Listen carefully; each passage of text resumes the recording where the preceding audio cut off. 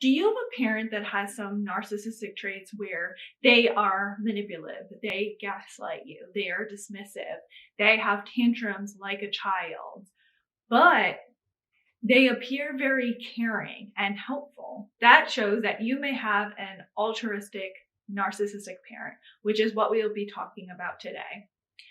If you don't know me, my name is Missy. I am a life and relationship coach.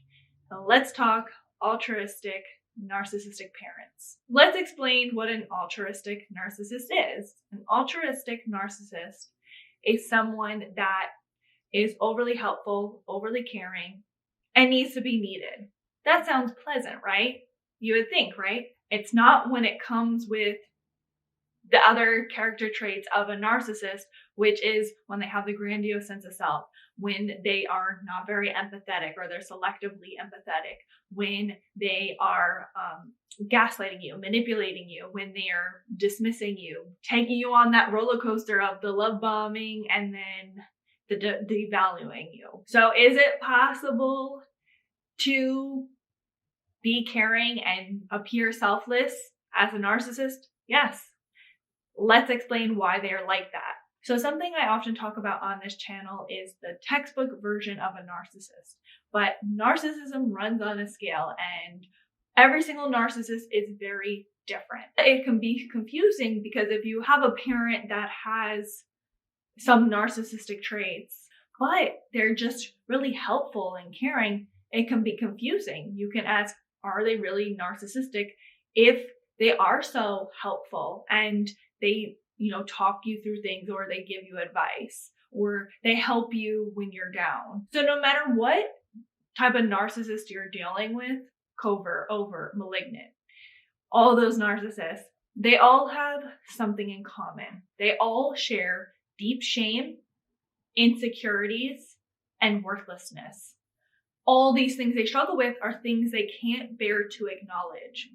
So it's deep down in their unconscious mind. And as we always talk about, they have to come to light somehow. But instead of dealing with them and processing them and acknowledging them, their ego covers it up. And so ego is a protective mechanism. And one way ego protects us, or can protect a narcissist rather, is they will have an inflated sense of self-importance. So because they feel so worthless and they don't feel important, they will have an inflated ego of like, oh, actually I am important, to be able to deal with the lack of importance. Now, what differentiates each narcissist is each narcissist likes to stroke their ego or deal with these wounds in different ways. And each narcissist will fill their wounded ego differently. The altruistic narcissist fills it by being a selfless caregiver. So as this selfless caregiver, they put others first, which is uncommon for a narcissist, but the difference is there's always a hidden agenda or a hidden intent behind it. And the real agenda or hidden intent has nothing to do with you. It all has to do with them and making themselves feel good. And the way you can notice this is they don't do what you need. They do what they think you need or what they want to do for you, but not what you are actually asking or what you desire or need. And that's what's tough about being a child with an altruistic parent is you are a separate person with your own needs. And altruistics oftentimes crave being parents because they see on like TV or they see other people, they get to be this praised caregiver, nurturer, and they see the image of it. But then when they have their actual child, they're hit with reality of, oh shoot, this child actually has a mind of their own and has different needs and wants than I want them to have. Then they are hit with this reality that they actually aren't this selfless person because you have needs, they're not being fulfilled, then you will not really be entirely happy. And then they have cognitive dissonance because they want to appear as this selfless person and you're not happy. So then they make you the problem. So they make it appear that you, the child, is needy and ungrateful. and you think the world revolves around you. And they are just this selfless, nurturing, caring parent that's trying to give you everything, and they sacrifice everything for you, and you're unappreciative. And that's something you may hear often is, you're unappreciative. They are such an amazing parent, or they're not a perfect parent. They tried the best they could and they've sacrificed so much, and you are the problem. You need to be a better child to them. That may have been on repeat that you heard as a child. So then you as this child are sitting there feeling terrible, saying like, oh, my mom or dad, they're so great. They do so much for me. And maybe I am being ungrateful, and maybe me asking for my needs is too much. And so you suppress your needs and you abandon yourself and try to be who they need you to be in order to form that connection. They ingrain it in your brain so much that they are this selfless, loving parent, and you are asking too much of them. And it's tough because oftentimes they do show these behaviors that they are a nice parent, but really they hide all of their selfishness through selflessness. For instance, let's say they want to go out to dinner, but they'll claim they're going out to dinner because you need some time out and you really want to go out to dinner, and they'll ingrain in your brain that this is something that you really want and they're doing it for you, when in reality, you didn't ask for it, you didn't really want it, but they don't ever want to appear that they're selfish or that they do things for themselves. It's always, I'm doing this for my children. And they'll also tell the world about how they give so much of themselves for their kids, and their kids are their world. And so they appear very much to the outside world like they are this selfless, amazing mom or dad. But behind closed doors, that's not what it's like. Really what happens is they're nice when you need them, or maybe they put on a show where they are very helpful in public, but behind closed doors, maybe they're not so helpful. But oftentimes they're nice when you need them, when you need their help, when you take their help. And then if you ever reject their help, they're so mean and they throw a tantrum, or they're abusive, or they say things like, you stop rejecting me as your mom or your dad. Like, you need my help. You can't live in the world without a parent. You're not going to do well without getting my help. They berate you and make you feel terrible, and they bully you into taking their help. So they cast all of this shame and this anger onto you about taking their help, and they make you feel incapable without taking their help, which that can make you more dependent on them, not only because you're taught not to trust yourself, but also to escape their wrath. Or it can cause you to become overly combative, to fight for your freedom and to fight against them, making you feel like you always need them. They will try to force themselves into your life, whether it's your relationship, whether it's like cooking for you and cleaning for you, whether it's, what's going on with you when it comes to what you're doing with your life with work, or what's going on in school. They will try to force themselves into your life and enforce that you need their help. And it can be very confusing, because when someone's trying to offer you help, that's really nice. Like, oh, this person wants to help me. Like, naturally we want to appreciate that. But when we're bullied into it, that's confusing. It's like, okay, I want to kind of do things on my own. We as children, we do want freedom, especially as teens. We want that freedom, but we're being forced to feel like we're not allowed to have that freedom. And we're being forced to feel like we have to take help, or otherwise we're going to be tormented or abused in some sort of way. Another thing you may notice when you have an altruistic parent is they may offer you something that they can't really fulfill, and then they will take it out on you, or they will find a way to be mad at you, especially if you displease them in any sort of way. So for instance, let's say that you have prom this weekend and you need to go prom shopping or prom dress shopping. And so your altruistic narcissistic mom offers that she wants to take you shopping. She needs to take you. She wants to be a part of it, and that you have to go now. But the problem is that she has a work event in an hour.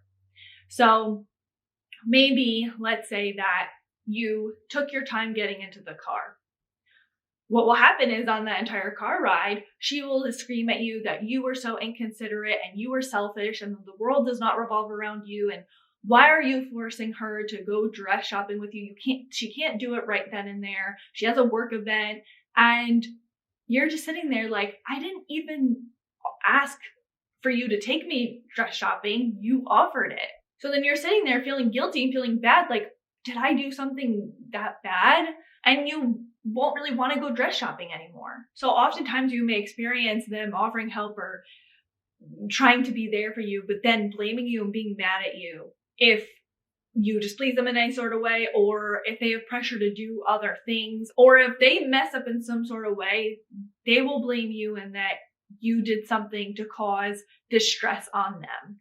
Another thing with having an altruistic narcissistic parent is they need constant praise. And that's why they often will play that same violent, sad story of, oh, I, try so hard and no one appreciates me and I'm such a good parent to you and you never acknowledge anything I do for you. You're so unappreciative. You're a bad kid. They play that same story.